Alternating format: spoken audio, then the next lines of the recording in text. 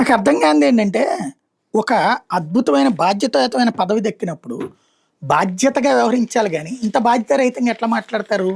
ఇప్పుడు తిరుమల తిరుపతి దేవస్థానం trust board. దానివల్ల జనాలకు ఒరిగేదేంది? వాళ్ళకి దర్శనాల్లో అవకాశాలు దొరుకుతాయి. ఆళ్ళోళ్ళకి దర్శనాలు ఇప్పించుకోవచ్చు. లేదా సమాజంలో పేరు పలుకుబడి, అట్లాగే ఆ గుడి పేరు చెప్పుకొని 4 చోట్ల ప్రోగ్రాములకు గెస్ట్‌లుగా అటెండ్ అవ్వచ్చు. ఇది వాళ్ళకి ప్రయోజనం. దేవుడికేం ప్రయోజనం? దేవుడు అడ్మినిస్ట్రేషన్ క్యూ లైన్‌లు అధికారులే నడుపుతారు, సిబ్బందే నడుపుతారు. అన్నదానం అధికారులే నడుపుతారు, సిబ్బందే నడుపుతారు, శ్రీవారి సేవకులే పనిచేస్తుంటారు. అక్కడ షాపులు అమ్ముకునేటటువంటోళ్ళు ఈళ్ళంతా. ఇందులో మనం చేసేదేంది మార్పు? అవి రెగ్యులర్‌గా జరుగుతది. మేమొచ్చాక బాగా చేశాం అంటే అమాయకత్వం అది. అన్నదానము దశాబ్దాలుగా నడుస్తూనే ఉంది.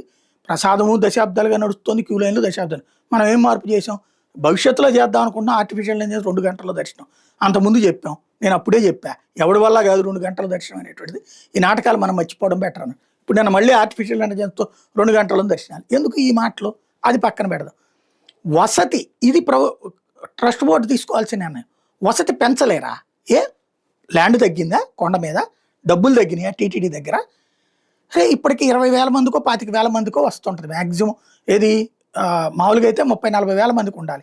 కానీ అందులో వసతి కోసం కట్టిన బిల్డింగులు కార్యాలయాలకో లేకపోతే గనక ఇతర వాటికి ఇచ్చినటువంటి కారణంగా తగ్గుతుంది. చేయాల్సింది ఏంటది? దాన్ని కదా స్ట్రీమ్‌లైన్ చేయాల్సింది. వసతి ఇంకా పెంచాలా? ఏడాది అయిపోయింది టీటీడీ పాలక మండలొచ్చి.